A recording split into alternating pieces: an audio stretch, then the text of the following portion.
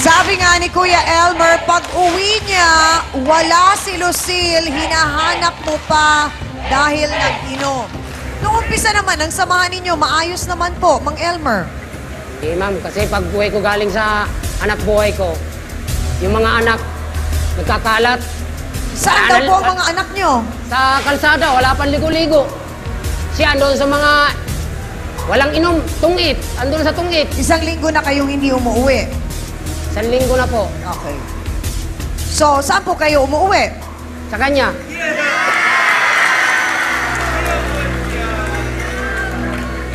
Diretsa ang tanong, Mang Elmer. Wala na po ba kayong balak umuwi? Pumupunta ako sa mga anak ko. Dinadalaw ko sila para bigyan ko ng pagkain. Kasi naawa ko eh. Ama ko eh. Opo. Pag tapos ko bigay sa kanila, alis na ako. Punta ako sa kanya. Okay. Kwento-kwento Sa ako. maraming beses po na hindi nyo nagugustuhan ang mga ginagawa ni Lucille, ano po yung kaisa-isang bagay na ginawa niya para talagang sabihin ninyo na ayaw nyo nang umuwi? Pinakamasakit na ginawa po niya. Pinakamasakit niyang ginawa sa akin, yung pinabayaan niya yung mga bata. Hindi niya pinasikaso. Okay. Diretsa ang tanong, Mang Elmer, wala na po ba kayong pag-ibig para kay Lucille? Wala na, ma'am. Wala na kayong pagmamahal para kay Lucille? Ano po ang pwede niyang gawin para magkabalikan kayo? Magbabago siya. Sa alang-alang sa aming pamilya. So kung magbabago si Lucille, may pag-asa? Pag-isipan ko muna. Mga isang taon. Masakit mang isipin at mapakinggan, Ate Lucille, pero talaga pong inamin na ni Kuya Elmer na wala na siyang pagmamahal para sa'yo sa mga kadahilan ng may mga naging pagkukulang ka sa kanya at sa mga bata. Gusto ka naming tulungan, gusto naming maayos yon, at gusto naming matanggal itong addiction mo sa pagsusugal at pag-inom. At ipagdasal natin na sa tulong ng Trio Tagapayo, mahimasmasan pa ang isipan at puso ni Kuya Elmer na magbago pa ang lahat at makabalik siya sa kanyang asawang si Lucille. Kailangan po natin ang Trio Tagapayo sa pagkakataong ito. Sa batas natin ay talo kayo. Ngayon, nakikita ko rito, kung ganun man na may pagkukulang siya, o man may naging pagkukulang ka rin eh. Kung papailan mo man ito ng petition for legal separation, ikaw hindi ka inosenteng lalaki. Dahil nangalon yata eh. Minsan po, humihingi ako ng pera sa anak. Sa anak mo? Hindi nagagalit yung anak mo. Minsan po, naglalaba ako. Para lang sa pagkain mo. Mukhang matapos pong ibigay sa inyo yung counseling ay may nakakalungkot na balita pa rin dahil talagang, attorney, mukhang wala nang pag-asa yatang magkabalikan. Paano po kaya yun? Ako'y nabagabag tiyang ami dun sa naging sagot ni Mang Elmer sa tanong nyo kanina na kung mahal pa niya itong si Lucille at ang sabi niya ay hindi na. Bagaman binibigyan niya ng pagkakataon upang magbago, ay dapat nating alalahanin na yung pangunahing obligasyon ng mag-asawa ay yung sila'y magsama sa isang bubong at magmahalan, maggalangan, magrespetuhan. Na nakikita ko rito ay mukhang wala na kay Mang Elmer. Subalit, dapat ding alalahanin ni Mang Elmer na bagaman na meron ng siyang cause of action laban dito kay Aling Lucille, ay dapat tanggapin din ni Mang Elmer na siya man ay naging may pagkukulang at may nagawa na rin kasalanan. Maaring yung relief o yung kagustuhan ng isang partido na magkaroon ng legal separation sila ay maaring mahadlangan sapagkat meron din po tayong prinsipyo sa batas na sino mang nga'y lalapit sa hukuman, kinakailangan meron siyang malinis na kalooban, meron siyang malinis na kamay upang ipagkaloob sa kanya yung hinihingi niyang nga'y relief o prayer. Yun lamang siyang amin. Salamat po, Attorney Ben Acosta. Mukhang marami rin po kayong nadiskubre kay Ate Lucille, Dr. Camille, during our counseling. Totoo yan, Chang, Alam niyo, napakahirap para sa isang tao na sabihin kaya niya magbago. Pero kung gugustuhin, kaya po talaga. Unfortunately, ang kanyang pagsusugal ay inabot na po ng halos magsasampung taon na. At kung tutuusin po, doon po sa 10 taon yon, umabot na rin sa punto na halos 8 hanggang kalahating araw po siyang nagsusugal. Nagulat din po ako ng inyong panganay na anak ay hinihingan niyo pa ng pera para lang sa pangsugal niyo. Naglalaba kayo para lang din sa pangsugal niyo. Sana magawa niyo ng paraan na talagang ayawan niyo to. Salamat po, Doktora. Naku, Father, mukhang kailangan po ng matinding gabay at panalangin ni Ate Lucille. Tama po yan at Tiangami. Dahil may kasabihan tayo na pag mahal natin ng isang bagay o isang tao ay binibigyan natin ng panahon. At ganoon din ang ating Panginoon, no? Ang ating Panginoong Diyos ay nagbigay din ng panahon, no, sa atin, no? Nabigyan tayo ng Savior na si Jesus Christ, no? Kaya magandang tingnan ano ba ang puwang, no, sa ating mga puso, ang aral ng Panginoon sa atin, lalo na sa mag-asawa, no? Nawa ay itong episode na ito ay makatulong sa pagbalik loob, sa pagpapatawad, at ako'y umaasa na sa tulong ng panalangin, no, wala pong imposible. Kaya ibalik natin doon. Salamat po, Father Albert Mecaidor at sa ating trio tagapayo. Alam po ninyo mga kapatid, dito po sa Face to Face, ang lagi naming hangad ay ang mapagkasundo po ang bawat panig matapos nilang mailabas ang lahat ng kanilang sama ng loob, lahat ng galit nila. Pero kami po ay nalulungkot dahil nga matapos pa rin ang naging counseling kasama ang trio tagapayo, ay talaga pong buo na ang desisyon ni Mang Elmer na hindi na daw po siya babalik kay Ate Lucille. Hindi na po ba talaga magbabago ang inyong desisyon, Mang Elmer? Kasi po, Mang Elmer, syempre nalulungkot din kami dahil magpapasko. Paano po ang magiging Pasko ng mga bata at ng pamilya po ninyo? Paano, tanggapin ko kaagad, ma'am. Ay kung gagawin niya naman niya sa akin. Pare, wala lang. Ganyan muna ako ng pagkakataon na ibalik ko yung, alagaan ko yung mga anak ko. Para kahit paano makita niya yung pagbabago. Oh, wag niyo daw po munang kunin, Mang Elmer. Paano yun? Pagbigyan ko siya, doon na lang sa kanya yung bata. Opo.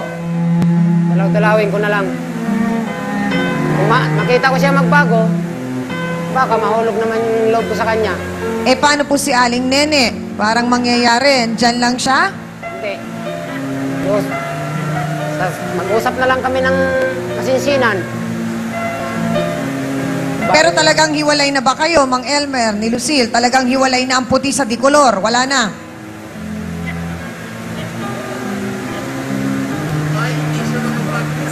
Hindi pa kayo makapag-decide. So, ibig sabihin, may konti pa ang pag-ibig. Okay, medyo na nabubuhayan ang mga Team Lucille. Ang Team Nene, Ate Nene, feeling ko mukhang kailangan mo munang umatras ka ng konti ba? Ano ba sa palagay mo? Para pag niligawan kayo, okay na siya. Wala nang sabit, walang problema. Ano sa palagay mo? Usap sila dyan na maayos. Wala nang problema eh. Okay. So, hahayaan mo muna sila? Oo, alagaan niya maigi yung anak niya. Oo. Unahin niya pamilya niya bago yung sugal at saka yung pag-iinom. So, hindi na uuwi si Elmer sa'yo? Hindi muna, Chang. Ha? Hindi muna. Okay, hindi muna. So, ibig sabihin, Elmer, sa proseso ng pag-ayos ng buhay nyo, out daw muna si Ate Nene. Pag ayos-ayos ka na, tsaka nasusugod ulit ang bataan. Sugod! Tsaka kailangan manligaw. Ha? So, final answer na yan? Okay. So, Ate Lucille, maswerte ka pa rin kasi nagparaya si Ate Nene. So, ibig sabihin, huwag mong sirain itong pagkakataon na ito. Pag sinira mo pa to, at hindi mo pa inasikaso mabuti, hindi na kami ang nagkulang.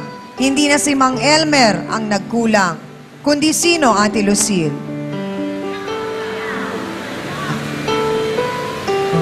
Maraming salamat. Kahit medyo malungkot, meron pa rin naging kompromiso kahit paano. Halfway ay nagkita at nagkasundo ang ating mga bisita. Aminan na po tayo mga kapatid. Maraming aral na naman po tayong natutunan sa ating issue ngayon. Sa bawat kabanata po ng mga relasyon, may mga problemang daraanan kung saan masusubok ang ating katatagan at kung gaano kasolido ang ating pag-ibig at pagmamahal. Pero minsan dumarating din tayo sa puntong tayo ay napupuno na, lalo na nga kung ang ating pagiging mabait ay sadyang inaabuso. Sa mga mag-asawa, pahalagahan sana natin ang ating mga kabiyak at ang mga pagsisikap na kanilang ginagawa. Para ganun din ang maging balik sa atin. At para po sa ating face-to-face, heart-to-heart thought for the day, malalaman mo lang ang kahalagahan ng isang tao kapag siya ay wala na sa piling mo. Salamat sa inyo mga kapatid, sa ating mga kasawsawan dito. Salamat din sa iyo, Hans Mortel. Sa Dance Squad. Kina B1 at B2. Sa ating pinakamamahal na trio, Tagapayo. Ganon din sa mga sawsawero at sawsawera natin. At sa mga bisita po nating nagbahagi ng kanilang tunay at totoong kwento. Maraming salamat din po sa mga sawsawero at sawsawera natin online worldwide. Mahal po namin kayo. At bago lang po tayo tuluyang magpaalam, inaanyayahan ko po si Executive Secretary Ruel Dairit mula po sa Office of the Mayor. Sir, maraming salamat po.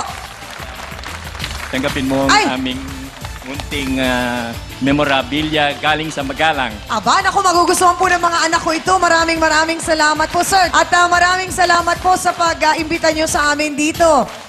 Sa pamunan po ni aming punong bayan, Mayor Romulo Pecson, ang aming Vice Mayor Roy Boy Bartolome, SB members, mga bumubuo ng municipal heads of offices and employees. Apo. At particular ang aming opisina, Mayor's Office, aking mga kasama sa pamunuan ng bayan ng Magalang. Kami po ay nagpapasalamat. Binabati namin po kayo at pinasasalamatan bilang pagpili ang aming munting bayan sa inyong programang Face to Face. Maraming salamat din po, sir. At dahil dyan, meron po kaming bandila para sa inyo, ang bandila ng Face to Face bilang pagpapatunay na kami nakarating na dito. At yung inyo pong t-shirt na nakalagay, Certified Sawsawero ako. Muli, maraming salamat po, sir. Thank you po. Thank you very much din po sa mga tumulong sa amin para may sa katuparan po ang pagkikipag face-to-face namin dito sa Barangay San Nicolas 1, Magalang, Pampanga. Salamat po kina Mayor Romulo Pecson, Vice Mayor Renato Bartolome, Chairman Amado Guzman ng Barangay San Nicolas 1, sa kanilang Municipal Administrator Edel Morales, Municipal Chief PNP Ferdinand Perez, at maraming salamat syempre sa mga kapatid natin mga Kapampangan. Tutukan po at abangan nyo kami sa darating pang araw kung saang barangay naman po kami dadayo para makipag face-to-face sa inyo. At kung gusto po ninyo na sa inyong barangay kami dumayo, sumulat lamang po kayo o mag-email sa amin at pag-uusapan at aayusin natin ang inyong mga problema one barangay at a time. Muli, ako pa rin po ang inyong pamansang kapitana, ang inyong siyang amin na laging nagpapaalala ang problema. Pwede mong tawanan, pero hindi mo yan dapat talikuran. Kaya atin kang problema, pisabianta mo yan. Face to face! Para po sa inyo to, mga kapatid. Ngayong Lunes, pera ang inutang pero anak ang kabayaran? Wala kang kwentang ina! Nilalag ng isipan anak ko. Anak niya mismo nagsabi, Ate, bakit si Mama ginawa kong ganito? Wala man lang palipaliwanag sa akin. Ano ba ang pangarap mo sa buhay, Michael? Masenso po, makakatulungan ko yung mga kapatid ko pag-aaral nila. Naglaho na ang magagandang pangarap ng binata sa ginawa ng kanyang ina. Bakit sumama ang loob mo sa mama mo? Kasi hindi ko naman po alam kung ba't ako napunta doon. Pahinto na rin ako sa pag-aaral. Malaki ka na, binata ka na, intindihin mo. Pero paano po maiintindihan kung hindi po ninyo pinaintindi umpisa pa lang? Face to Face, ngayong Lunes 4:30 p.m. Bago ang T3, dito lang sa TV5.